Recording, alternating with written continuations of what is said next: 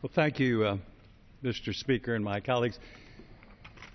When you think you've seen it all, just stick around here for another day.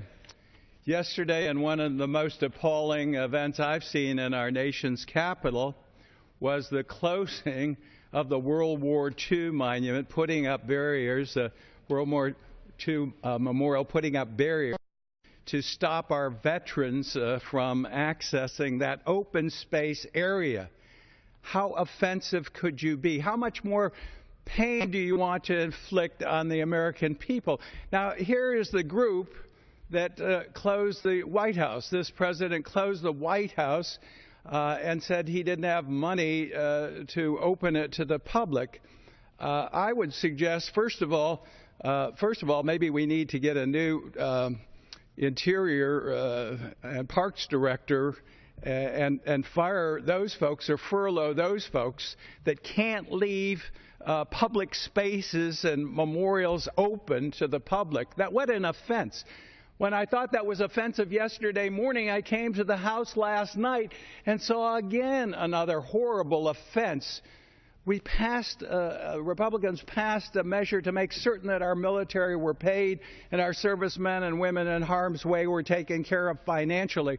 We saw also the need afterwards to help our veterans. And last night, in one of the most offensive actions of the House, the other side of the aisle turned down an opportunity to keep our veterans whole. How offensive could you be? But they want to inflict pain. I'm telling you, folks, I've been around here a long time. I've never seen an operation like this. As the Chief of Staff in the U.S. Senate, Ronald Reagan would pick up the phone. He would even call me as a chief of staff to get things going in the Senate, talk about things. He'd call us senators. He would work with representatives. He would bring them in and have communication. Even Bill Clinton, after I voted to impeach him, would work with you to get things done, and we got things done. We had a shutdown then. This isn't the end of the world. There's 17 shutdowns. And some good came out of that shutdown. It was a horrible thing. We don't need to repeat them. We don't need to have this one. But we did balance the budget. We balanced the budget with a Republican Congress working with a Democrat president. There's no need for this offensive approach that's being taken, not working, not communicating. This can and should be resolved. Members of Congress have that important responsibility and can't neglect it.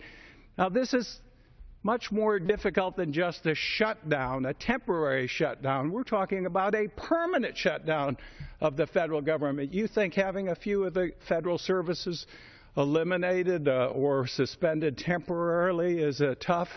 In a few weeks, the government will run out of money. Why? Because these folks will talk to you about a budget.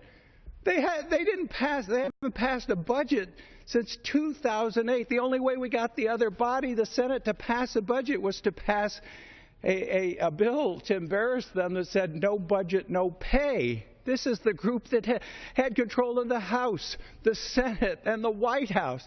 They couldn't even pass an FAA bill, 20 extensions, a transportation bill. They couldn't pass a budget.